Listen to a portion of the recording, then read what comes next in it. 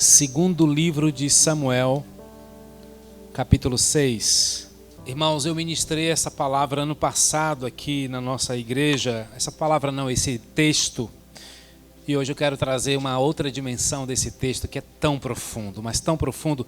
Eu fui visitado por Deus essa semana em um dos meus momentos de oração pela manhã, e Deus me visitou e algo que ficou muito claro naquele dia foi que a casa viva precisa valorizar a presença de Deus, gerando temor, gerando intimidade, reverência, presença de Deus.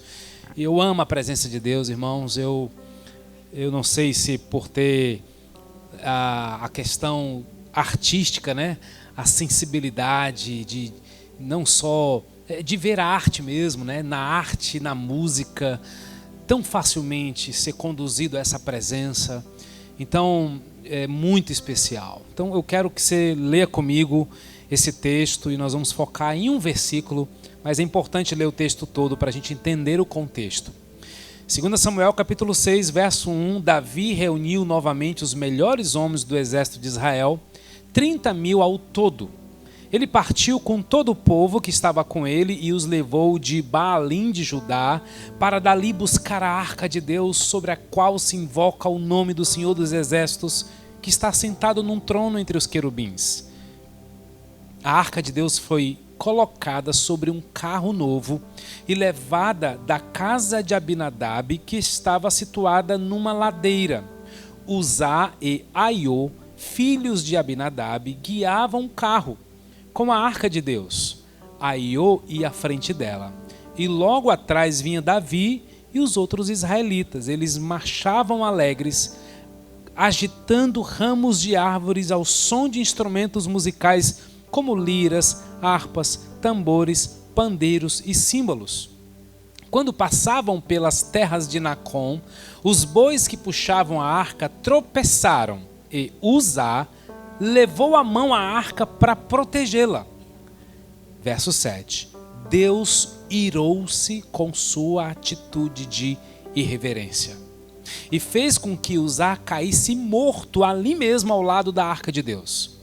Davi ficou triste porque o Senhor havia castigado Uzá e chamou aquele lugar de Pérez Uzá. Esse lugar continua com esse nome até hoje. Naquele dia Davi temeu o Senhor, por isso perguntou: como poderei levar a arca do Senhor para casa? Por isso resolveu não levar mais a arca do Senhor para a cidade de Davi. Em vez disso, levou-a para a casa de Obed-edom, que era a cidade de Gate. A arca do Senhor ficou na casa dele por 3 meses, e o Senhor abençoou Obed-edom e toda a sua família. Irmãos, nós estamos em obras como Igreja Casa Viva, mas nesse processo eu tenho uma certeza. Eu quero, anseio, anelo e buscarei por uma presença profunda de Deus no nosso meio, nos enchendo, dos nossos filhos a nós pais, adultos, porque eu definitivamente não quero ser pastor de uma igreja aparência, mas sim de uma igreja essência. Todas as vezes que Deus queria descer no meio do seu povo, entenda o contexto, durante os 40 anos no deserto que o povo peregrinou, ele nunca descia no átrio, ele nunca descia no santo lugar, sempre no Santo dos Santos, que eram as 3 etapas do tabernáculo, porque era lá no Santo dos Santos que tinha um instrumento, um objeto chamado arca. A arca é um objeto sagrado que Deus colocou no meio do seu povo, representando a sua presença. Claro que você já sabe que não existe mais essa arca entre nós, porque Jesus já se fez presente entre nós, ele já rasgou o véu que separava-nos de Deus, então nós já temos livre acesso à presença de Deus. Isso já está conquistado na cruz, glória a Deus por isso. Agora entenda, há uma dificuldade dos cristãos de hoje em dia de tratar do Velho Testamento e o Novo. A gente tem muitas dificuldades em diversos assuntos, inclusive sobre dízimos e ofertas. E não seria diferente sobre a presença de Deus. Irmãos, já disse e repito, a Bíblia só tem um tema: Jesus. Jesus está no primeiro versículo do capítulo 1 de Gênesis ao último versículo de Apocalipse. O tema é Jesus. Então, é muito importante que você entenda como Deus tratou da presença de Cristo em toda a Bíblia. Então, a arca é uma representação de Cristo. A arca era um objeto sagrado. Por exemplo, essa arca tinha 4 argolas e 2 varais. Sabe o que isso significa? Tudo no Velho Testamento aponta para Jesus, e não seria diferente da arca. As 4 argolas representam os 4 evangelhos. Os 2 varais que sustentam a arca se representa Cristo morto e ressuscitado. Todos os elementos que Deus usou no Velho Testamento aponta para um significado no Novo Testamento. Este móvel chamado arca, ela representava a presença de Deus e ela precisava ser transportada. Isso significa que a bênção de Deus caminha, que a presença de Deus nos persegue. Que a presença, essa palavra é usada no Salmo 23, né? É certo que a bondade e a fidelidade do Senhor me seguirão, porque essa era a ideia. Você carregava a presença caminha. A bênção que nós queremos receber hoje, irmãos, através dessa palavra, não é para ficar aqui. Vai com você para a sua casa, vai com você para a sua semana. O ponto final dessa ministração não é aqui, é o seu lar, é o seu amanhã. Foi Jesus que disse lá em Lucas 19, né, quando ele falou com Zaqueu: desce depressa porque hoje me convém pousar na sua casa. Então tem um ponto final. Só que ao longo do tempo o povo de Israel vai caminhando, conquistando até chegar à terra que mana leite e mel. E essa transição de liderança já havia acontecido, né? Quem é o líder agora não é mais Moisés, é Josué. E este utensílio chamado arca, que deveria sempre estar à frente do povo, irmãos, o povo nunca perdeu uma guerra enquanto a arca estava no meio dele, sabia disso? Enquanto o povo tinha compromisso com Deus, Deus nunca deixou o seu povo perder, porque Deus tem compromisso com a fidelidade do seu povo. Só que o que determinava o povo a andar era a arca. A arca ia à frente e o povo ia atrás. A arca parava e o povo parava. Josué capítulo 3, por exemplo, dos versos 1 a 4, diz: no dia seguinte, bem cedo, Josué e todo o povo de Israel levantaram o acampamento de Sitim e partiram para o Jordão. Chegaram às margens do rio e acamparam ali antes de atravessar o rio. 3 dias depois, os oficiais andaram pelo acampamento, dando ao povo as seguintes instruções: quando virem a arca da aliança do Senhor, seu Deus, sendo levada pelos levitas, vão atrás deles, ok? Só quem poderia levar a arca eram os levitas e os sacerdotes, mas é necessário que vocês fiquem cerca aqui de 900 metros atrás da arca. Cuidado, não cheguem perto dela. Olha o aviso aqui já em Josué: vocês nunca estiveram no lugar para onde vamos, por isso eles vão à frente como guias. A presença de Deus sempre deve ir adiante. Veja só, quando eles entraram na terra que mana leite e mel, ainda existia um Jordão para atravessar. Josué 1 tem uma ordem imperativa, dizendo: passemos o Jordão. Só que não existe passar pelo Jordão sem a presença.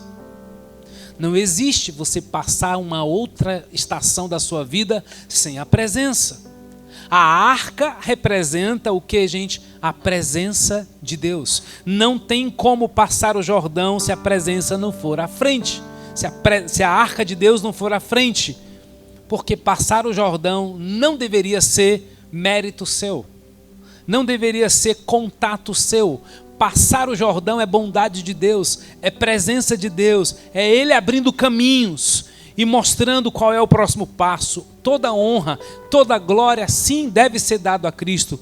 Por isso que o Senhor está dando uma ordem aos sacerdotes e levitas: vão à frente, levem a arca, e na distância assim de 1 quilômetro, peço que vocês sigam a arca e vai seguindo as ordens, porque quem define o destino não é a multidão, quem define o nosso destino é a presença de Deus, é a voz de Deus, é a palavra de Deus.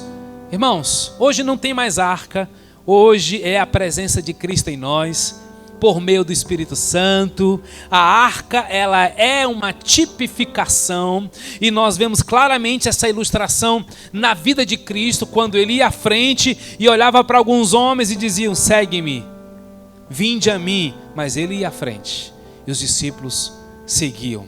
Aquele que tem sede, vem a mim e beba, porque eu sou a manifestação da presença de Deus no meio de vocês. Não mudou, irmãos, continua do mesmo jeito. O nosso lugar não é ao lado de Cristo, não é à frente de Cristo. O nosso lugar é atrás de Cristo. Ele deve ir à nossa frente. Nós somos os seus seguidores. Por isso eu gosto sempre de lhe perguntar: quando você decide algo na sua vida, das pequenas decisões às grandes decisões, você pergunta para Jesus? Pastor, eu pergunto, mas eu não escuto nada. Eu lhe desafio. Ele vai falar com você. Ele vai te surpreender. Apenas dê honra a Ele. Coloque Ele no seu devido lugar e espere Ele responder. Ele vai te responder. Aí você ora dizendo: Deus, mantenha os meus ouvidos abertos para ouvir a Tua palavra. Porque às vezes, irmãos, eu não acho que Deus tem que falar. Eu acho que Deus tem que nos dar um cotonete. Eu acho que o que a gente está precisando é limpar os ouvidos, para a gente ouvir aquilo que Ele já está falando. Ele não mudou, Ele continua do mesmo jeito.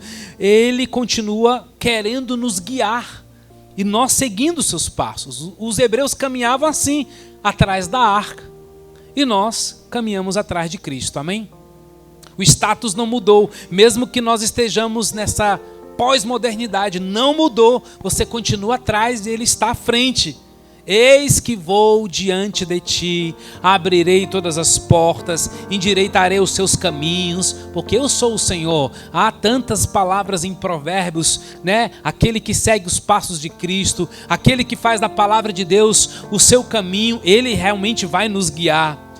Lugar de glória, irmãos, não é na frente, não é do lado, é atrás de Jesus, é seguindo a Jesus.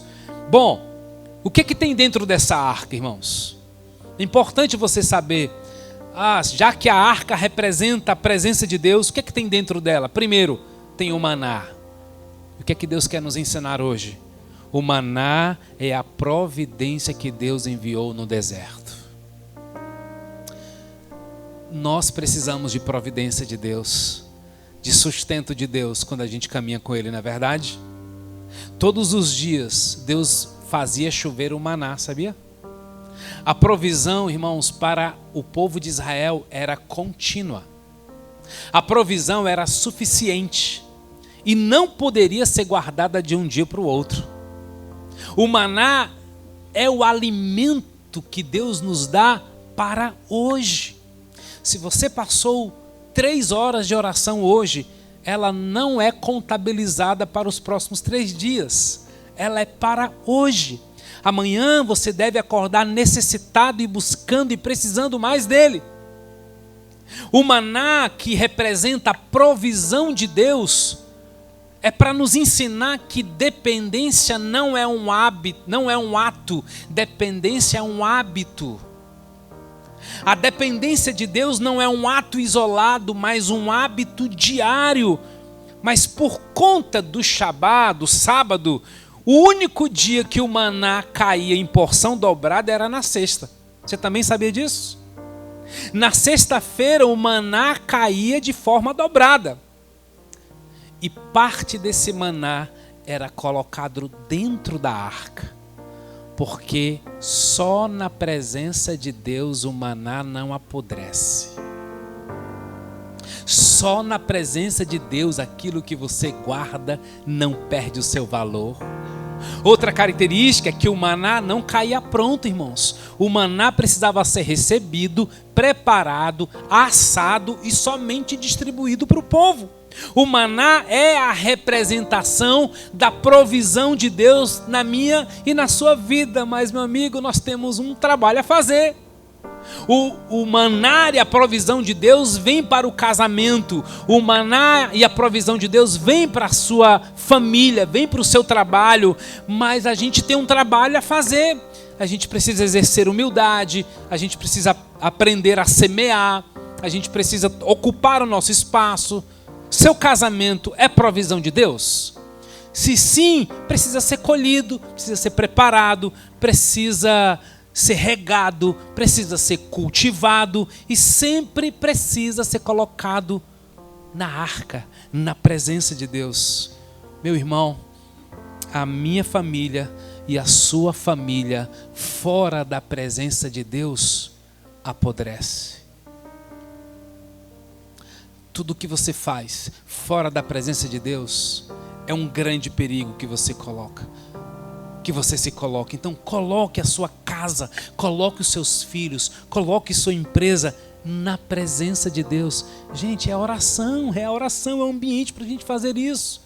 Mas Ele conhece o seu coração. Ele conhece o seu coração.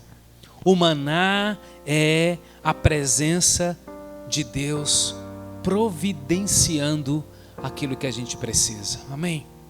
Mas tem outro elemento dentro da arca. A vara de Arão. Sabe o que significa isso? O milagre que floresceu no deserto. Se o maná é a providência, a vara de Arão é o milagre.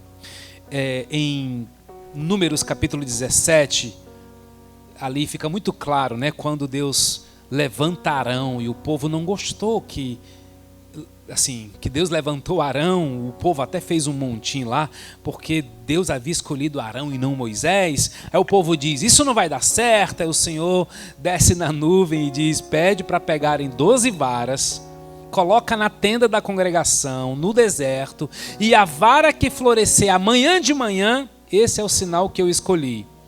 Aí está lá em Números capítulo 17, verso 5. O bordão do homem que eu escolher, esse florescerá. Assim farei cessar as murmurações que os filhos de Israel proferem contra vocês. O que Deus está dizendo? A minha presença na sua vida, mesmo que no deserto, vai dar frutos. Vai dar frutos de transformação. E sabe o que é mais extraordinário? Deus tem poder para fazer crescer de um dia para o outro. Deus tem poder para fazer milagres da noite para o dia. Assim como aconteceu com a vara de Arão, irmãos. Creia com fé nessa palavra, meu irmão. Porque nessa noite, Deus pode mudar a sua história hoje. Deus pode fazer um milagre de hoje para já já. Né? Uma conexão, Deus muda tudo. Uma porta, Ele muda tudo. Um encontro, Ele pode mudar tudo. Ele pode fazer florescer em meio ao deserto. Aí no dia seguinte, Moisés entrou na tenda do encontro e eis que o bordão de Arão, pela casa de Levi, havia brotado e tendo feito sair brotos, haviam produzido flores e dava amêndoas. No dia seguinte pela manhã, a vara que floresceu foi a vara de Arão. E sabe o que mais me impressionou lendo isso essa semana? É que Deus disse que ia florescer, mas o resultado foi flores, renovo, frutos, sementes. Foi muito mais do que Deus havia dito no começo. Porque tem coisas que Deus só revela no processo, irmãos. Ele não revela tudo antes. Isso é extraordinário. Todo ato de obediência a Deus vai abrir uma porta e você será surpreendido. Essa palavra é viva, gente.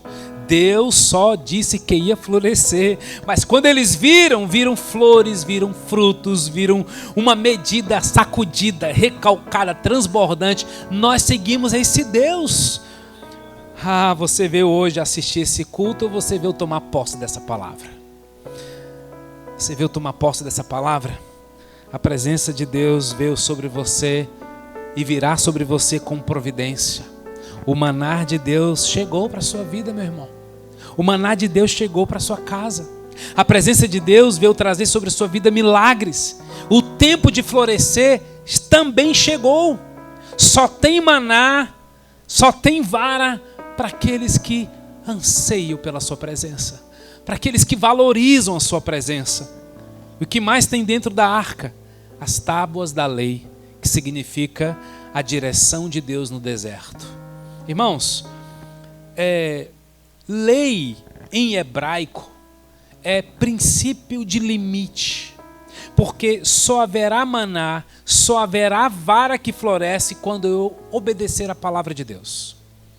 Deus tem um compromisso com sua palavra, e não haverá providência em um conceito egoísta, não haverá providência em um conceito sem honra. Se você obedecer aos meus estatutos, vai florescer, o maná virá, e a Bíblia diz em Êxodo 32 que as tábuas foram escritas pelos dedos de Deus. Ele lavrou as pedras, escreveu com seu dedo. Deus disse: pega essas tábuas que eu escrevi com meu dedo, põe dentro dessa arca, porque se por acaso alguém se esquecer na caminhada comigo, se alguém deixar a palavra de Deus ali no canto por uns dias, e você já não ser mais guiado pelos princípios, pela palavra, levante, porque a presença de Deus sempre me levará para a palavra de Deus. De vez em quando eu converso com algumas pessoas, aí uma pessoa diz assim: ah, pastor, não leu muito a Bíblia não, mas eu oro bastante. Eu fico preocupado, meus irmãos, com quem ora bastante e não lê a Bíblia. Sabe por quê? Porque você pode estar pedindo alguma coisa que Deus reprova. Você pode estar falando alguma coisa com Deus que Deus já disse que não ia dar. Você está pedindo uma coisa que Deus já disse que não ia dar. Porque você precisa ler, entender e orar a palavra. Oração que Deus escuta é quem ora a palavra, gente. Ame a palavra, ore a palavra.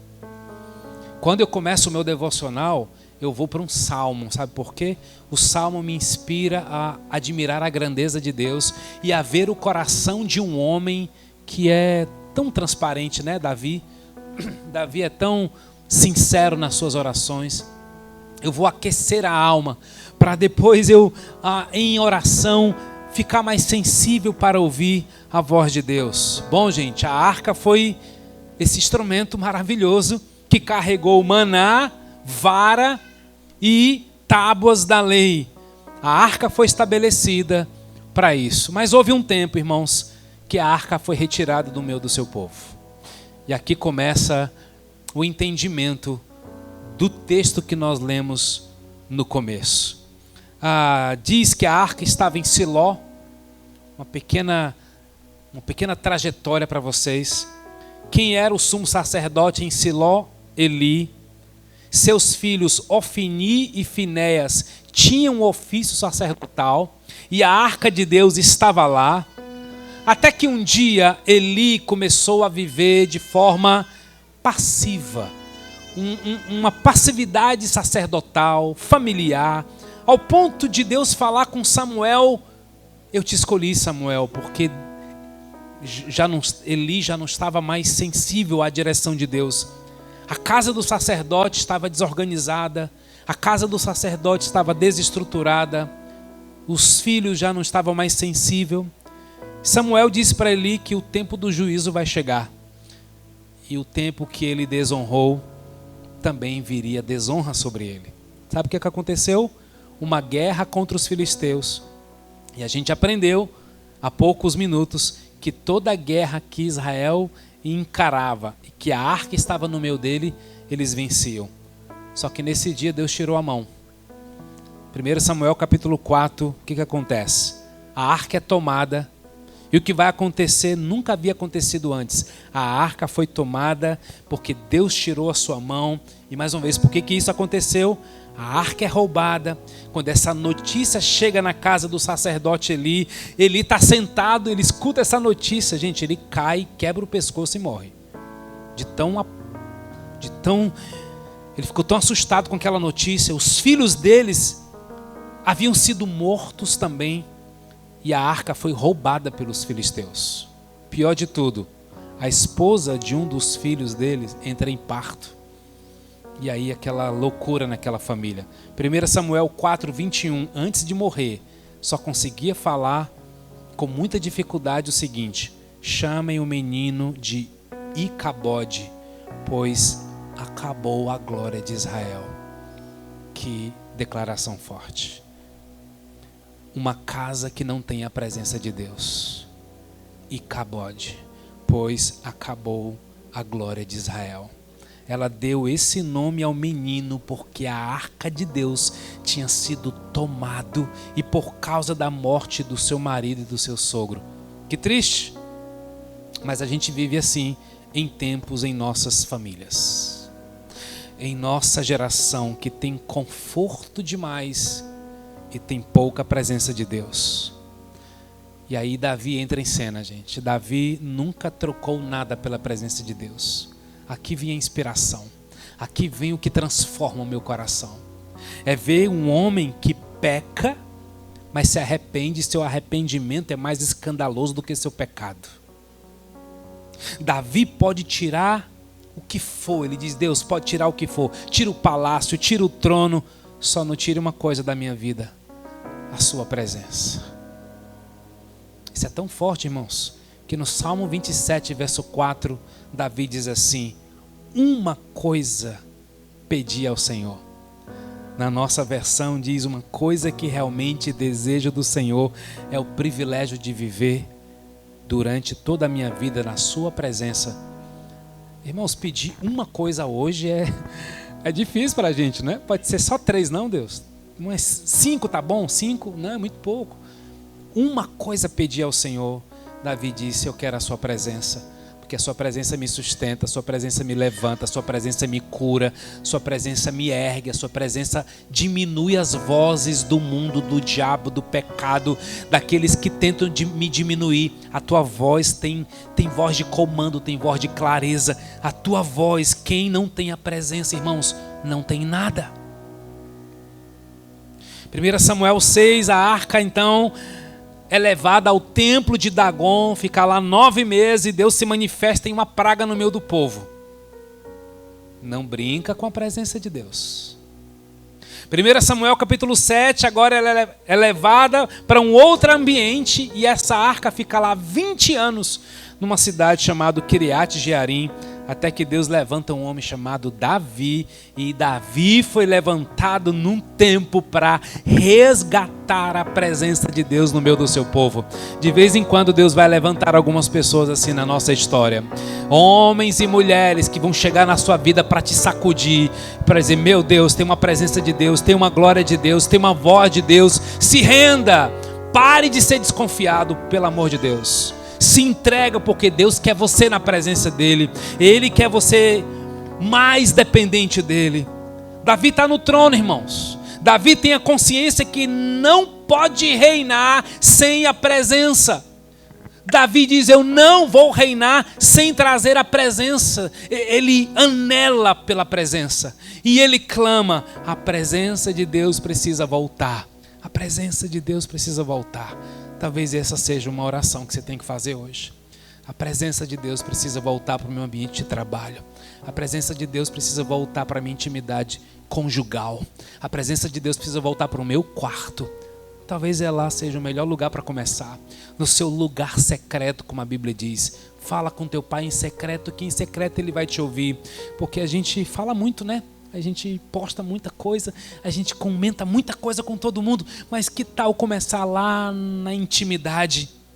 20 anos a arca em Kiriat Jearim, Davi diz: eu vou trazer a presença de Deus. Davi vai, busca a presença, e quando vai transportando, Davi comete um erro.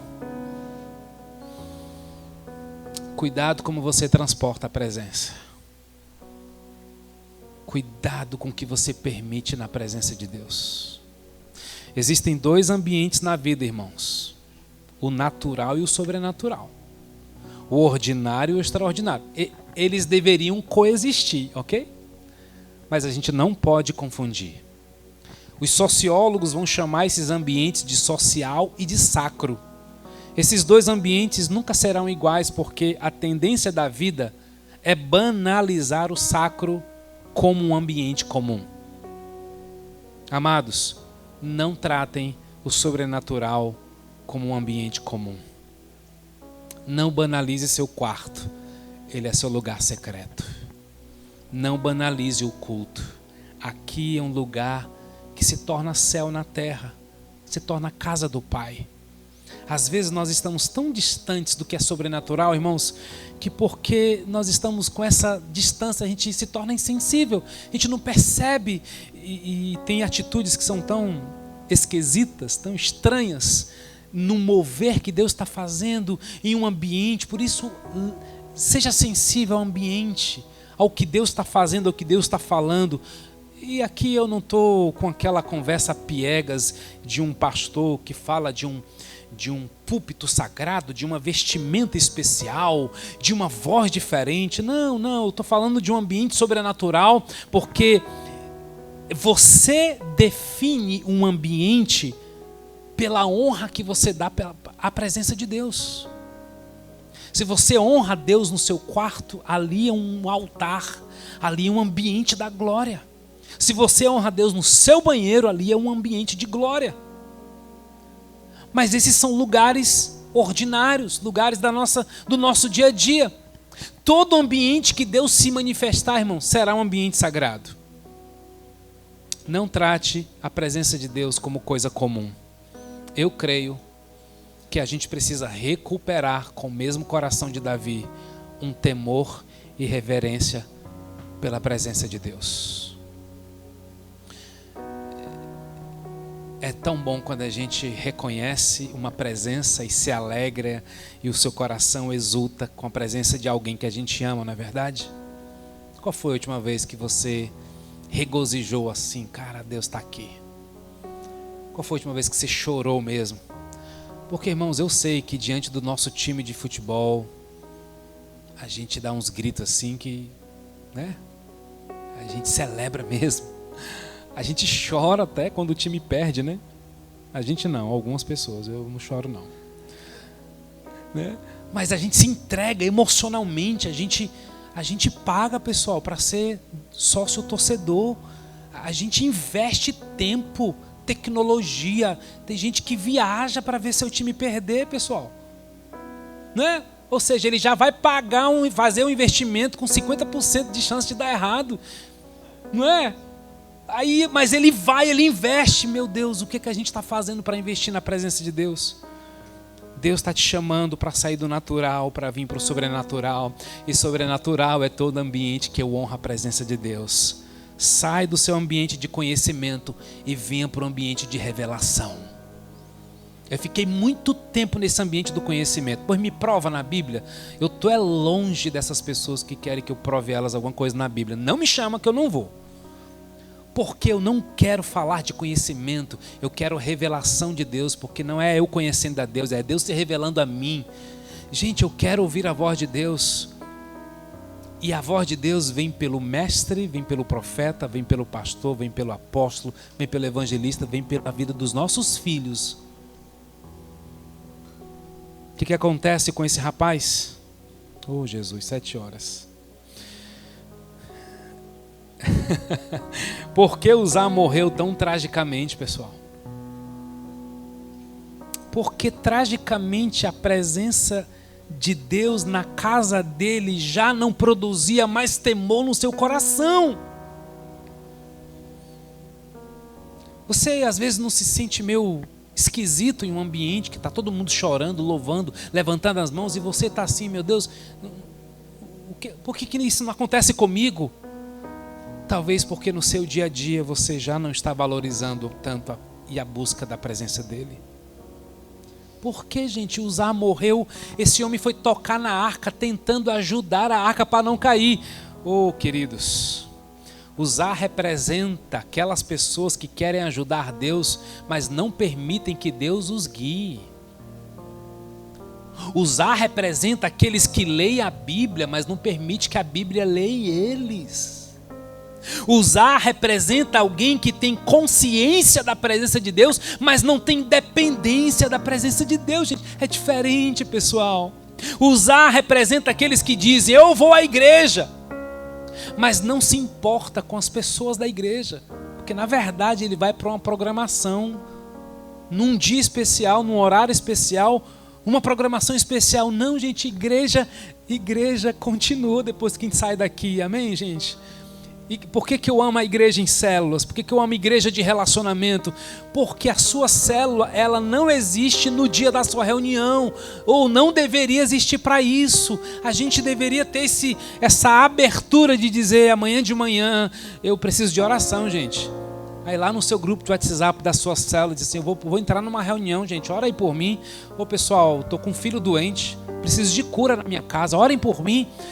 Entende? Porque a presença de Deus é assim. Uzá, gente, é aquele que conhece, mas ficou familiarizado, ele não tem mais temor, ele perdeu a reverência. Percebe? Enquanto alguns estão vislumbrados com a presença de Deus, Uzá estava habituado. Não queira ser habituado com a presença de Deus. Deseje ser vislumbrado com a presença de Deus. Uau, cara, Ele está aqui, a glória de Deus está aqui. Uzá representa indiferença.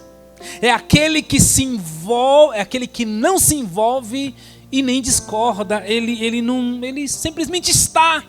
Ele assiste, mas ele não se doa, entendeu? Porque Uzá, ele morreu porque a presença de Deus na casa dele já não valia mais. Ele estava habituado e ele perdeu a intimidade. Ele queria ajudar, mas não queria ser ajudado. E por fim, você sabe por que Uzá morreu? Porque ele tentou segurar o que precisava cair. Gente, isso é muito profundo, escutem isso. A arca tinha que cair, gente. Você sabia? Porque ela estava sendo levada da forma errada. Você sabia qual foi o erro de Davi?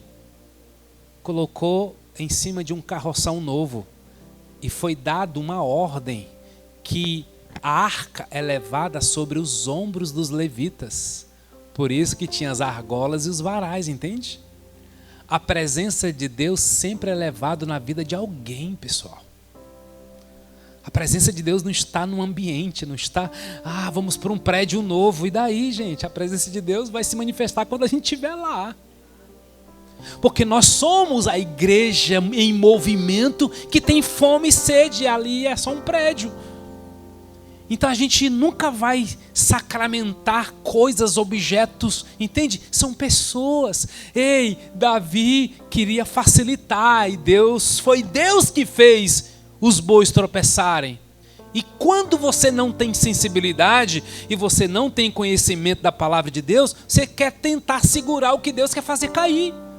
Então tem gente que precisa quebrar a cara e você precisa deixar. Tem gente que precisa tropeçar e você vai estar lá, não torcendo para ele cair, mas ele está insensível à voz de Deus. Você quer ser voz do Espírito para ele? Gente, eu errei tanto na minha vida nesse sentido, porque como líder espiritual, eu ajudo muitas pessoas. E tantas vezes eu não tive a sensibilidade para dizer assim, essa pessoa precisa passar por isso. Rapaz, está quebrando tudo, está perdendo tudo, tem alguma coisa aí. Deus tem alguma coisa aí.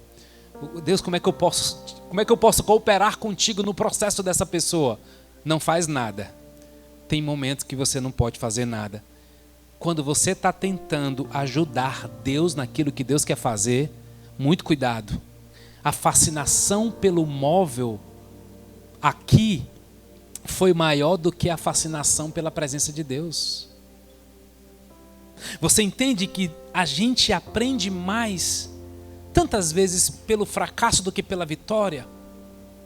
Que tem momentos difíceis que a gente realmente precisa passar com resiliência. Porque na resiliência revela o seu coração, a sua fidelidade. Você não entende, irmãos, que tem estruturas que tem que cair. Às vezes tem projetos que precisam cair mesmo, gente. Porque Deus quer fechar esse ciclo na sua vida e começar algo novo. Você entende que tem fases antigas que precisam fechar para começar algo? Sabe por que tem muita gente morrendo? Porque está tentando segurar o que Deus disse que tinha que cair. Tem muita gente tentando esticar uma fase da sua vida que Deus diz: já acabou, meu filho. Você está insistindo demais por quê? Sabe por que ainda tem muita gente morrendo? Porque está enxergando a forma e não está se vislumbrando mais com a essência.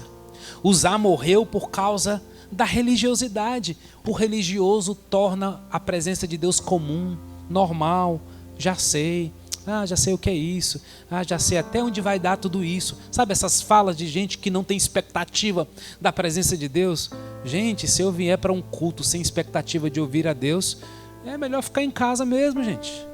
Eu quero vir para esse lugar porque eu vou ouvir a voz de Deus. Eu quero sentir mesmo, sentir. Esse povo é muito emocional. Eu quero sentir mesmo. Ora, Deus me criou com emoções. Agora eu não quero ser dominado pelas emoções. Eu quero entender, eu quero sentir, eu quero reagir, quero colocar minha força, minha energia. Não tem quem faça eu louvar a Deus de braços cruzados. Não é coerente.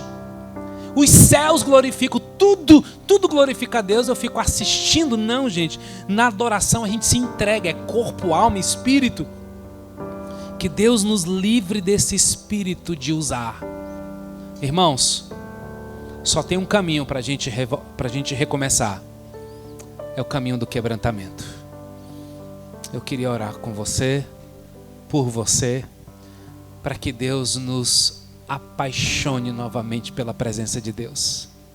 Porque nós não vamos mudar para um prédio e nós não vamos ficar fascinados pela arca, chamado Nova Sede Casa Viva. Não, Senhor, diante do mundo espiritual eu declaro, nós amaremos a presença de Deus mais que qualquer coisa. Sabe por quê? Porque no dia que a gente fizer um culto, uma noite do fluir, debaixo de uma mangueira, no quarto de alguém, numa garagem de uma casa, nós não perderemos a nossa simplicidade que Deus nos ensinou nesses 2 anos de Casa Viva. Fazendo culto em condomínios, fazendo culto, numa escola como essa. Gente, isso é tremendo, porque nós desejamos mesmo a presença de Deus, amém?